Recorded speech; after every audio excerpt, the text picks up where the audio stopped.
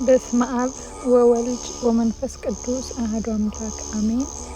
አንደኛ ዮሐንስ መልእክት ምዕራፍ 2 ከቁጥር 15 እስከ 17 ዓለምን ወይም በዓለም ያሉትን አትውደዱ።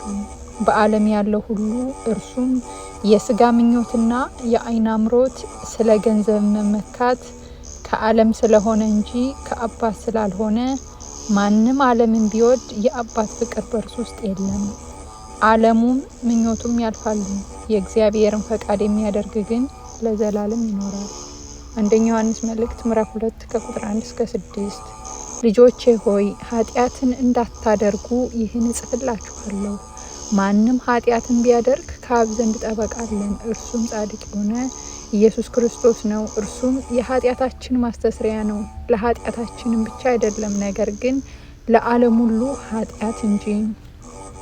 ትእዛዙንም ብንጠብቅ በዚህ እንዳወቅነው እናውቃለን። አውቄዋለሁ የሚል ትእዛዙንም የማይጠብቅ ውሸተኛ ነው፣ እውነትም በእርሱ ውስጥ የለም። ቃሉን ግን የሚጠብቅ ሁሉ በእርሱ የእግዚአብሔር ፍቅር በእውነት ተፈጽሟል። በእርሱ እንዳለን በዚህ እናውቃለን። በእርሱ እኖራለሁ የሚል እርሱ እንደተመላለሰ ራሱ ደግሞ ሊመላለስ ይገባዋል። ያዕቆብ መልእክት ምዕራፍ 4 ከቁጥር 4 አመንዝሮች ሆይ ዓለምን መውደድ ለእግዚአብሔር ጥል እንዲሆን አታውቁምን? እንግዲህ የዓለም ወዳጅ ሊሆን የሚፈቅድ ሁሉ የእግዚአብሔር ጠላት ሆኗል።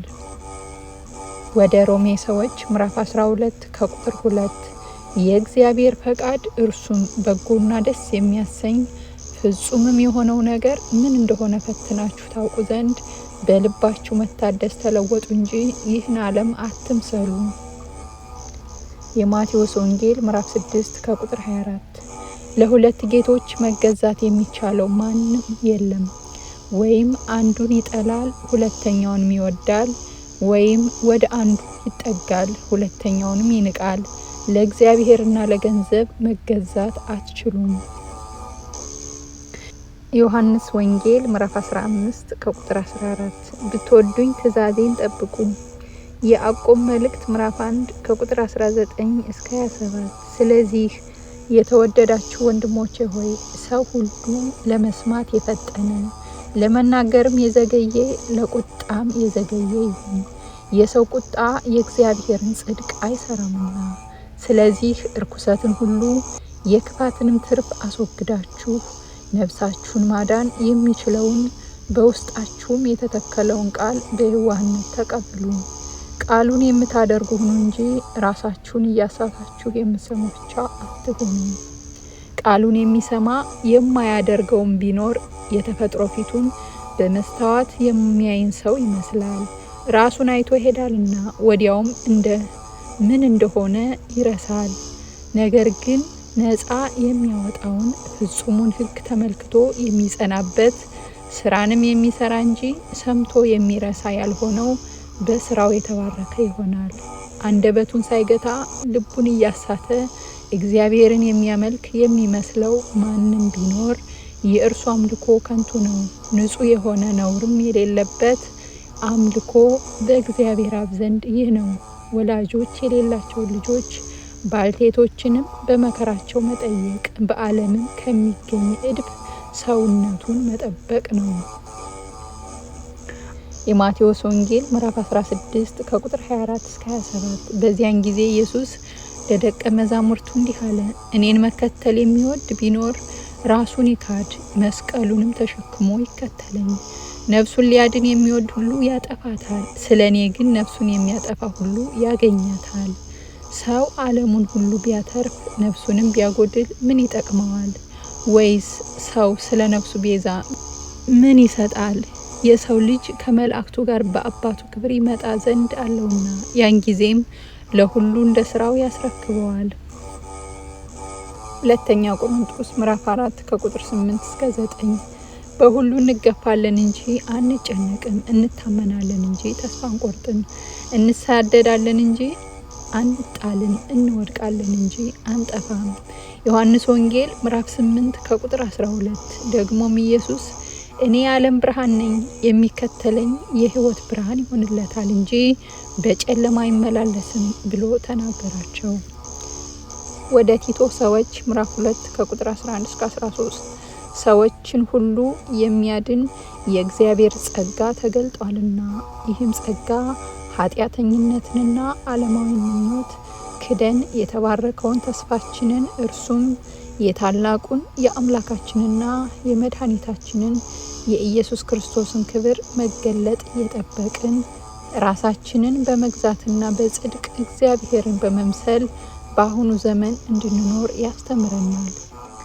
ወደ ኤፌሶን ሰዎች ምዕራፍ 5 ከቁጥር 1 እስከ 21 እንግዲህ እንደተወደዱ ልጆች እግዚአብሔርን የምትከተሉ ሁኑ፣ ክርስቶስም ደግሞ እንደወደዳችሁ ለእግዚአብሔርም የመዓዛ ሽታ የሚሆንን መባንና መስዋዕትን አድርጎ ስለ እናንተ ራሱን አሳልፎ እንደሰጠ በፍቅር ተመላለሱ።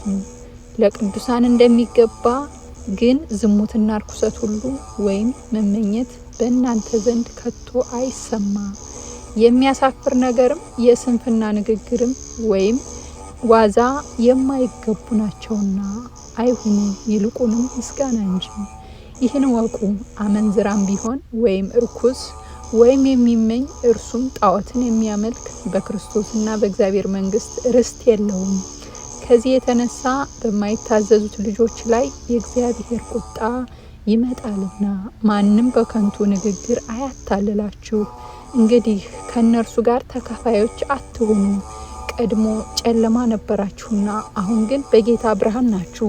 የብርሃን ፍሬ በበጎነትና በጽድቅ በእውነትም ሁሉ ነውና ለጌታ ደስ የሚያሰኘውንም እየመረመራችሁ እንደ ብርሃን ልጆች ተመላለሱ። ፍሬም ከሌለው ከጨለማ ስራ ጋር አትተባበሩ፣ ይልቁንም ግለጡት እንጂ። እነርሱ በስውር ስለሚያደርጉት መናገር እንኳ ነውር ነውና፣ ሁሉ ግን በብርሃን ሲገለጥ ይታያል። የሚታየው ሁሉ ብርሃን ነውና። ስለዚህ አንተ የምትተኛ ንቃ፣ ከሙታንም ተነስ፣ ክርስቶስ ያበራልሃል ይላል። እንግዲህ እንደ ጥበበኞች እንጂ ጥበብ እንደሌላቸው ሳይሆን እንዴት እንድትመላለሱ በጥንቃቄ ተጠበቁ። ቀኖቹ ክፉዎች ናቸውና ዘመኑን ዋጁ። ስለዚህ የጌታ ፈቃድ ምን እንደሆነ አስተውሉ እንጂ ሞኞች አትሁኑ። መንፈስ ይሙላባችሁ እንጂ በወይን ጠጅ አትስከሩ፣ ይህ ማባከን ነውና። በመዝሙርና በዝማሬ በመንፈሳዊም ቅኔ እርስ በርሳችሁ ተነጋገሩ፣ ለጌታ በልባችሁ ተቀኙና ዘምሩ። ሁልጊዜ ስለ ሁሉ በጌታችን በኢየሱስ ክርስቶስም አምላካችንና አባታችንን ስለ ሁሉ አመስግኑ። ለእያንዳንዳችሁ በክርስቶስ ፍርሃት የተገዛችሁ ሁኑ። የማቴዎስ ወንጌል ምዕራፍ 7 ከቁጥር 13 እስከ 14 በጠበበው ደጅ ግቡ፣ ወደ ጥፋት የሚወስደው ደጅ ሰፊ መንገዱም ትልቅ ነውና ወደ እርሱም የሚገቡ ብዙዎች ናቸው። ወደ ሕይወት የሚወስደው ደጅ የጠበበ መንገዱም የቀጠነ ነውና የሚያገኙትም ጥቂቶች ናቸው።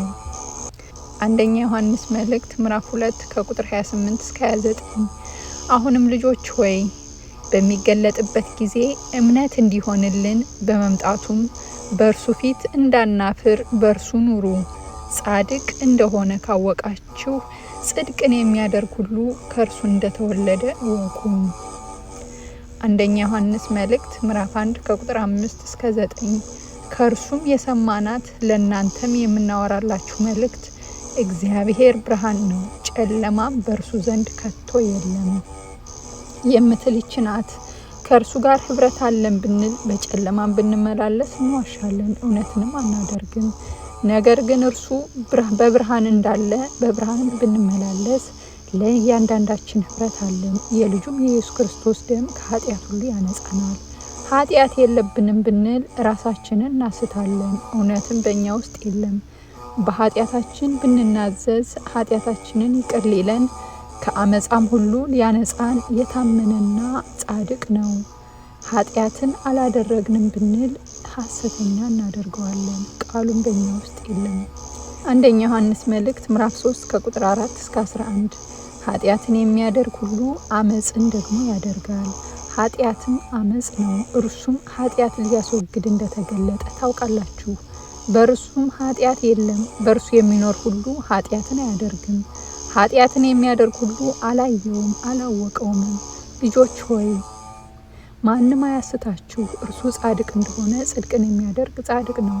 ኃጢአትን የሚያደርግ ከዲያብሎስ ነው፣ ዲያብሎስ ከመጀመሪያው ኃጢአትን ያደርጋልና። ስለዚህ የዲያብሎስን ስራ እንዲያፈርስ የእግዚአብሔር ልጅ ተገለጠ። ከእግዚአብሔር የተወለደ ሁሉ ኃጢአትን አያደርግም፣ ዘሩ በእርሱ ይኖራልና ከእግዚአብሔርም ተወልዷልና ኃጢአትን ሊያደርግ አይችልም። የእግዚአብሔር ልጆችና የዲያብሎስ ልጆች በዚህ የተገለጡ ናቸው።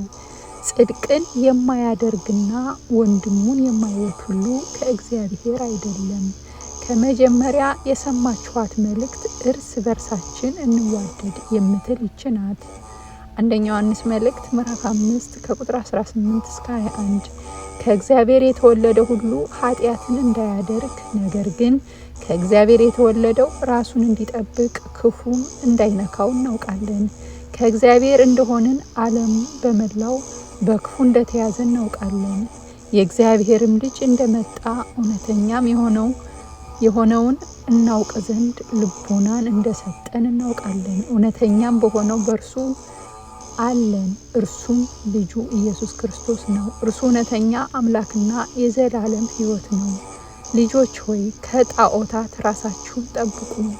ዮሐንስ ወንጌል ምዕራፍ 15 ከቁጥር 18 እስከ 23 ዓለም ቢጠላችሁ ከእናንተ በፊት እኔን እንደጠላኝ ይወቁ። ከዓለምስ ብትሆኑ ዓለም የራሱ የሆነውን ይወድ ነበር። ነገር ግን እኔ ከዓለም መረጥኳችሁ እንጂ ከዓለም ስላይደላችሁ ስለዚህ ዓለም ይጠላችኋል። ባሪያ ከጌታው አይበልጥም ብዬ የነገርኳችሁን ቃል አስቡ። እኔን አሳደውኝ እንደሆኑ እናንተን ደግሞ ያሳድዷችኋል። ቃሌን ጠብቀው እንደሆኑ ቃላችሁን ደግሞ ይጠብቃሉ። ዳሩ ግን የላከኝን አያውቁምና ይህን ሁሉ ስለ ስሜ ያደርጉባችኋል። እኔ መጥቼ ባልነገርኳቸውስ ኃጢአት ባልሆነባቸውም ነበር። አሁን ግን ለኃጢአታቸው ምክንያት የላቸውም። እኔን የሚጠላ አባቴን ደግሞ ይጠላል። ሁለተኛ ጴጥሮስ መልእክት ምዕራፍ 1 ከቁጥር 4 እስከ 11 ስለ ክፉ ምኞት በዓለም ካለው ጥፋት አመልጣችሁ ከመለኮት ባህሪ ተካፋዮች በተስፋ ቃል እንድትሆኑ በእነዚያ ክብርና በጎነት የተከበረና እጅግ ታላቅ የሆነ ተስፋን ሰጠን። ስለዚህ ምክንያት ትጋትን ሁሉ እያሳያችሁ በእምነታችሁ በጎነትን ጨምሩ፣ በበጎነትም እውቀትን፣ በእውቀትም ራስን መግዛት፣ ራስንም በመግዛት መጽናትን፣ በመጽናትም እግዚአብሔርን መምሰል፣ እግዚአብሔርን በመምሰል የወንድማማችን መዋደድ፣ በወንድማማች መዋደድ ፍቅርን ጨምሩ። እነዚህ ነገሮች ለእናንተ ሆነው ቢበዙ በጌታችን በኢየሱስ ክርስቶስ እውቀት ስራ ፈቶችና ፍሬቢሶች እንዳትሆኑ ያደርጓችኋልና። እነዚህ ነገሮች የሌሉት እውር ነውና በቅርብም ያለውን ብቻ ያያል፣ የቀደመውንም ኃጢአቱን መንጻት ይረስቷል። ስለዚህ ወንድሞች ሆይ መጠራታችሁንና መመረጣችሁን ታጸኑ ዘንድ ከፊት ይልቅ ትጉ። እነዚህን ብታደርጉ ከቶ አትሰናከሉምና እንዲሁ ወደ ዘላለሙ ወደ ጌታችንና መድኃኒታችን ወደ ኢየሱስ ክርስቶስ መንግስት መግባት በሙላት ይሰጣችኋልና።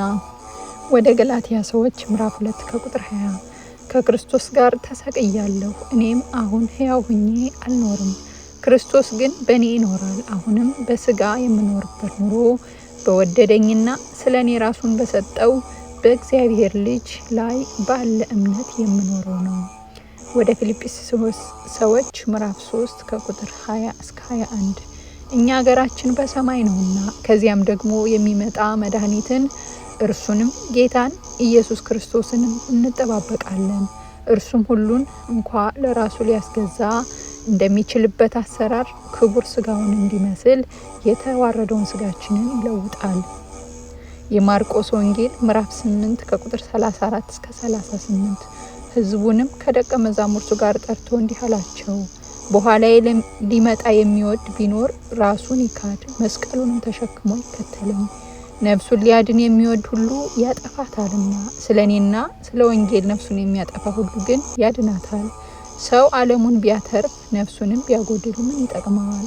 ሰውስ ስለ ነፍሱ ቤዛ ምን ይሰጣል? በዚህም በዘማዊና በኃጢአተኛ ትውልድ መካከል በእኔና በቃሌ የሚያፍር ሁሉ የሰው ልጅ ደግሞ በአባቱ ክብር ከቅዱሳን መላእክቱ ጋር በመጣ ጊዜ በእርሱ ያፍርበታል። አንደኛ ዮሐንስ መልእክት ምዕራፍ 4 ከቁጥር 4 ልጆች ሆይ እናንተ ከእግዚአብሔር ናችሁ፣ አሸንፋችሁማል። በዓለም ካለው ይልቅ በእናንተ ያለው ታላቅ ነው። ዮሐንስ ወንጌል ምዕራፍ 16 ከቁጥር 33 በእኔ ሳላችሁ ሰላም እንዲሆንላችሁ ይህን ተናግሬያችኋለሁ። በዓለም ሳላችሁ መከራ አለባችሁ፣ ነገር ግን አይዟችሁ እኔ ዓለምን አሸንፌአለሁ። አስጀምሮ ላስፈጸመን ለልዑል እግዚአብሔር ክብር ምስጋና ይድረሰው። አሜን።